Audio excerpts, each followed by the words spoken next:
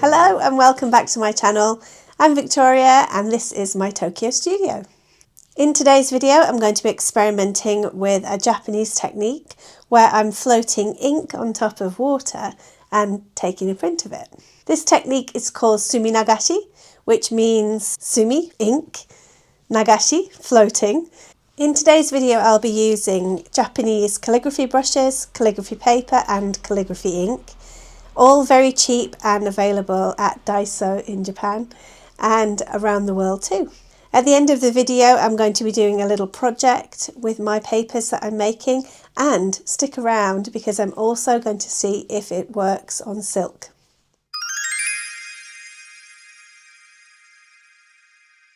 For today's project you're going to need a lot of equipment, but it's actually a really simple technique. You're going to need a tray. I just got one from the dollar store from Daiso, and I've already been using it for Sumi nagashi already. Kind of obsessed. You'll need some water, just regular plain old water, another little jar of water. You'll need some dish soap, and you need literally a tiny little touch of that, so not a lot of it. Some tools to manipulate the ink. I made this one with just basic skewers and just put it into card like that to make a comb. I've also got another skewer and some old chopsticks. You will need, I'm just using really cheap Japanese calligraphy ink. This is what I got from Daiso also, so it was about 100 yen. This seems to work really well, and I don't think you need anything particularly special for this. Just try any ink that you have and see if it works. You'll also need two brushes with a point.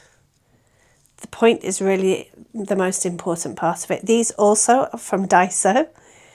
Now what you need to do before you use these is wet them, so soak them through. Also you'll need some kind of pots, one to put your ink and one to put your clear ink, which is going to be with the dish soap. All will be revealed in a minute. You'll also need to be able to capture your marbling, so I'm just using very cheap calligraphy paper from Daiso. That works fine for me. Also you can use copy paper, anything you have.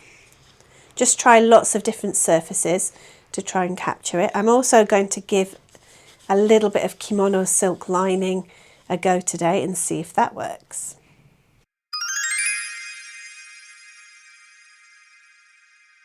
So when you're setting up, you really want to be having your tray in the middle. I'm going to put my tools there, and my ink is going to be over here. And you need two different kinds of ink. So I think what I'll do is I'll put one there and one there, and then I don't mix up my brushes. My brushes are soaking now. They're really wet. And what you're trying to do is make your brushes into a real point.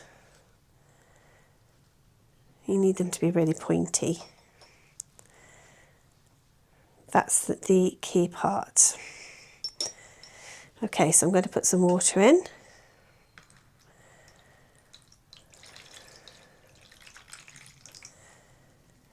You don't need a lot of water. Now I'm going to decide which side I want to have for my ink, which side I want to have for my clear ink. I think I'm going to have my ink on this side.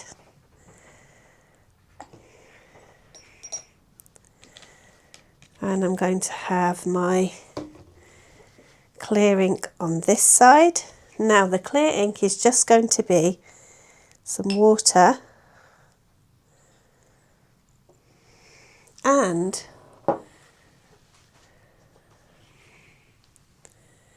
and the tiniest, some water and the tiniest blob of dish soap. I'm going to give that a mix up.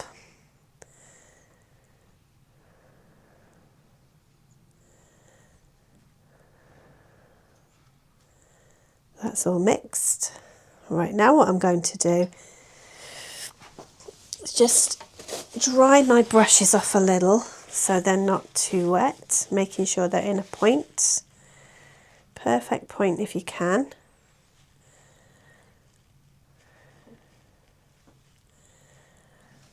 Okay.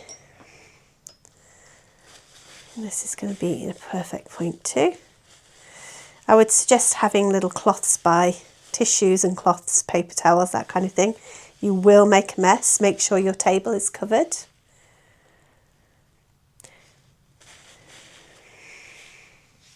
Okay. Right, let's go. So what you're going to do is you're going to dip the tip of each of these into the inks, the respective inks. You don't ever mix these up, and then you'll see what happens.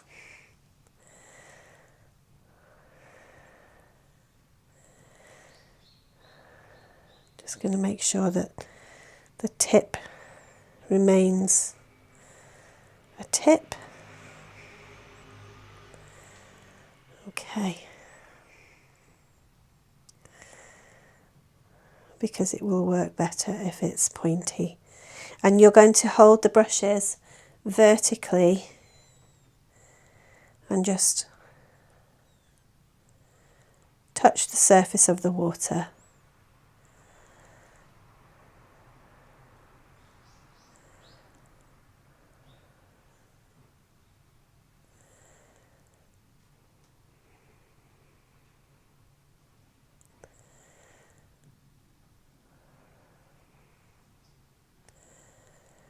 I'm just going to do a real basic one to start with. The longer you hold it on the surface of the water, the bigger the blob. Okay. I just want to show you a real basic one before we start manipulating the shapes, and we put it back in its respective position. Now we're going to grab that design. It's already moving. You can see with the movement in the room that the pattern is moving. So I'm going to try and grab that, and you're going to bend your paper like this and pop it on the top to grab it. And there is the first print. Now I'm not going to pick this up to show you. I'll show you in a second, because the paper is proper calligraphy paper, and you can see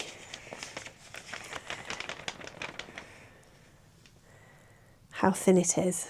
But there's your first marbling effect. Right, and then we're going to go put it somewhere to dry, nice and flat. So now if you want to make a kind of jaggedy pattern, it's really simple. I'm going to load up my brushes again. Make sure I've got my point.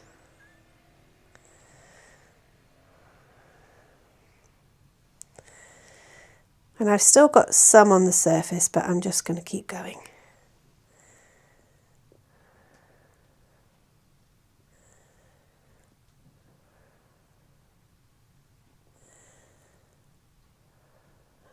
We're going to make a jaggedy pattern.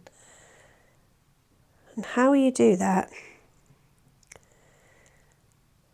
is by fanning the surface.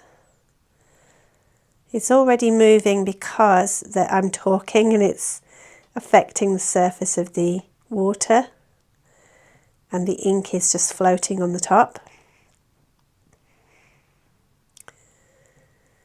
So now we're going to make it jaggedy. You can just use a piece of paper or anything you have. I'm going to use the comb, and now I'm just going to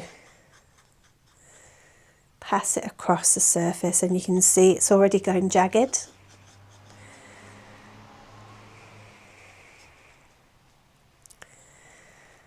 And that's a very cool pattern, so I'm going to grab that with my paper, bend the paper, pop it on, capture it. And that's the jagged pattern.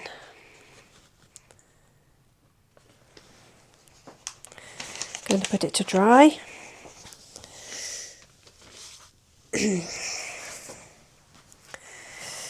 Okay, the surface of the water is a little bit dirty, so what I'm going to do is I'm going to take a piece of my paper and just make a strip. I'm just going to clean the surface as best I can.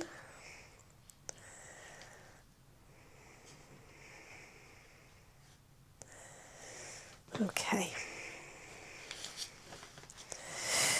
Right, let's go again. This time I'm going to give it a go to make a kind of marbly pattern. So I'm going to be really quiet when I do this one because I don't want to make, I don't want to disturb the surface on this one. So I'm going to show you really, really quietly, and then I'm going to drag this across.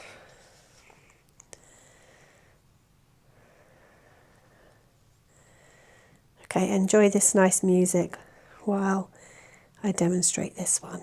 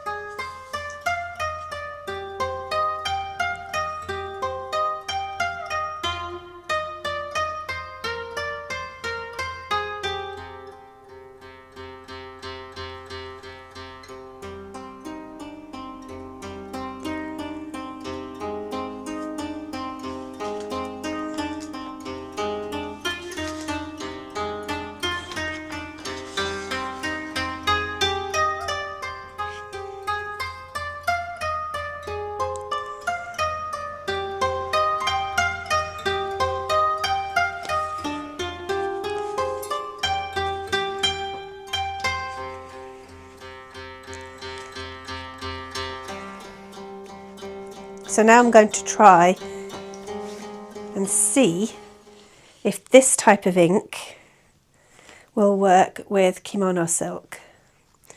I'm not so sure about this. I think it probably needs to be a slightly different kind of ink, but let's see. So I'm going to load up my brush again, make my point, hold it vertically. The water's looking a little bit murky, so it might need to be changed very soon. So this one might not work as well, but let's see. I'm going to do some over here. You don't always have to do it in the middle.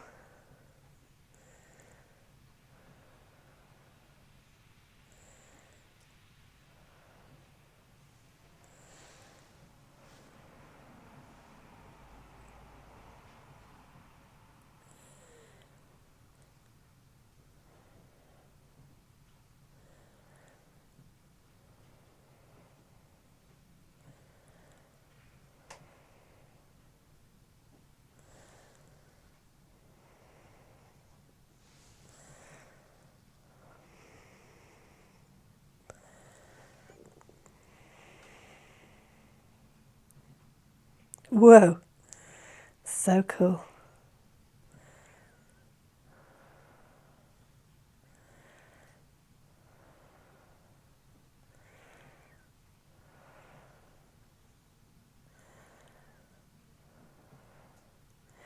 You can see now that the ink is sinking a little bit because I think I had too much of the clear ink on that last one. So I'm going to try and capture with the silk now.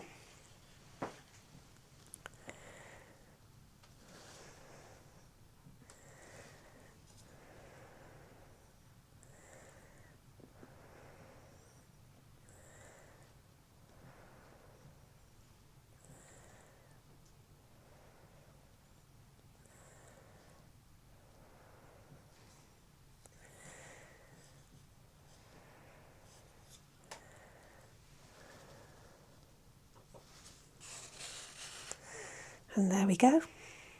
Let's see if it's permanent. Just going to put it to dry and I'll be right back.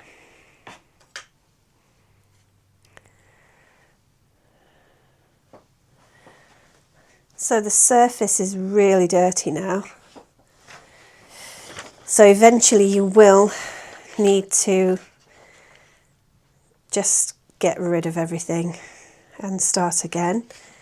But I like the grey as well. So I try to capture as much as I can. Okay. But you'll see how thin this paper is. Look, I'll show you. There you go, that's how easily rippable it is. So I can recycle that by making some new paper. Right, let's see if we can salvage any of this. I think we may have reached the end.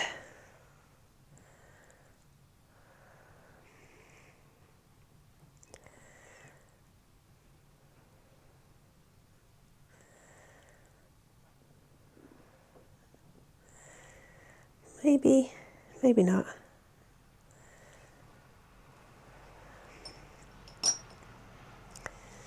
I'll do one more piece of silk, slightly bolder design, and off we go. Let it soak. It's kind of amazing watching the pattern be picked up into the silk.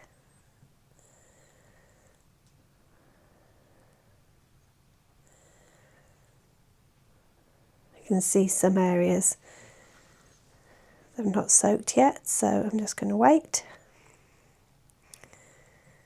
Almost ready. Okay. This time I'm just going to put it onto the table and you can see what happens. That is so cool. And now we just have to be patient and wait for it all to dry, and then we can do a little project.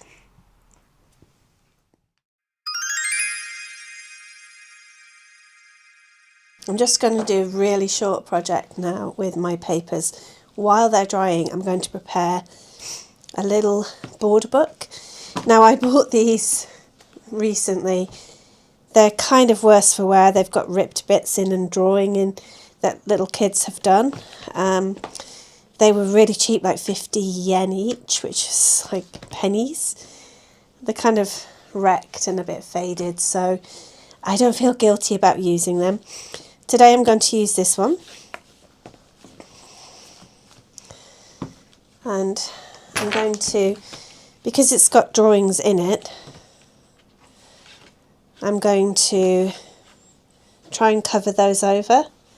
Now I would prefer to be using gesso for this, but I can't put my hands on my gesso at the moment, so I'm just going to try some acrylic paint.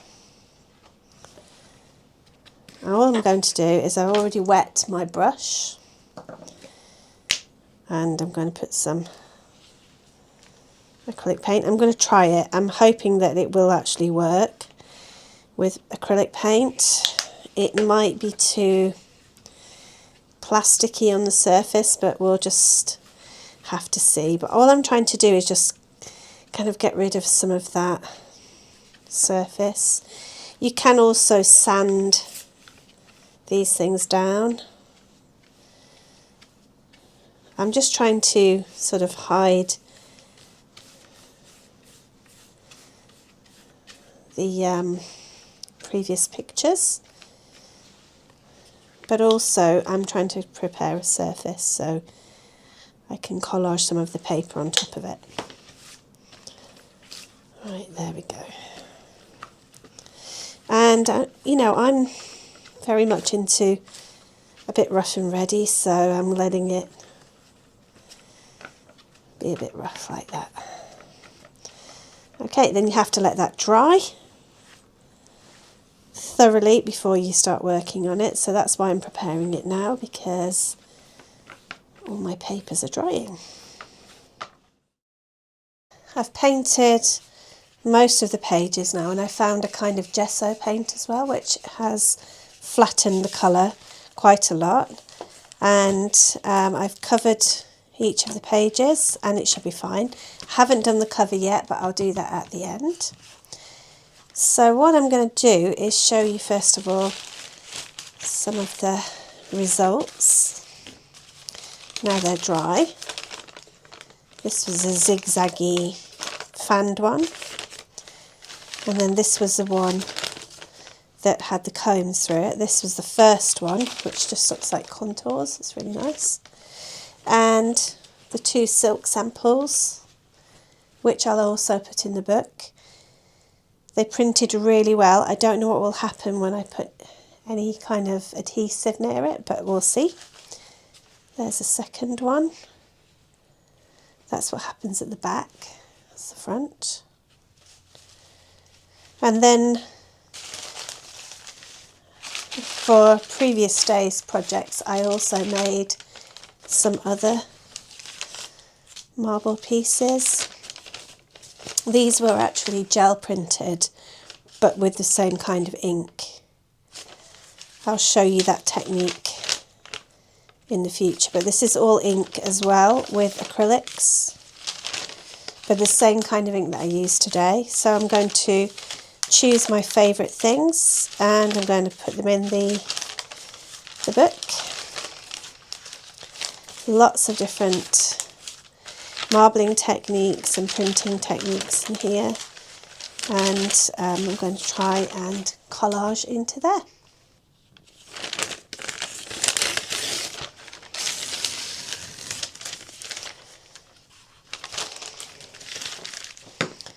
So I'm going to try some acrylic medium. This is matte medium, and I've got the same wide brush that I used to paint. It's now clean. And I'm going to see if I can just put some matte medium. And now I don't know how the ink is going to react, so this is going to be trial and error. The ink might just wash away or just bleed, so let's see what happens. I've covered the whole page and I'll trim it later. So let's see what happens. Got some wrinklage, but I don't mind that at all. Quite like the texture. But I'm going to make sure that I press it down as much as I can. I love this paper. It's just regular calligraphy paper that we would just use on a day-to-day basis in Japan. Nothing fancy. 100 yen for a packet of, I think, 30 pieces. Really cheap. But it's super thin, so it's not suitable for all surfaces and projects, but that seems to have worked quite well. There's a bit of wrinkle here and there, but I think that's quite successful.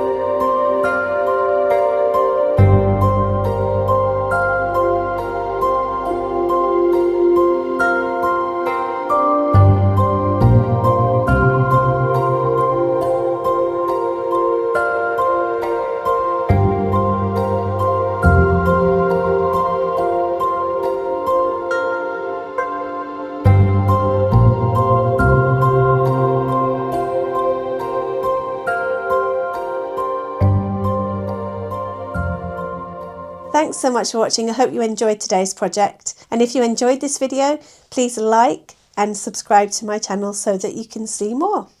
See you next time.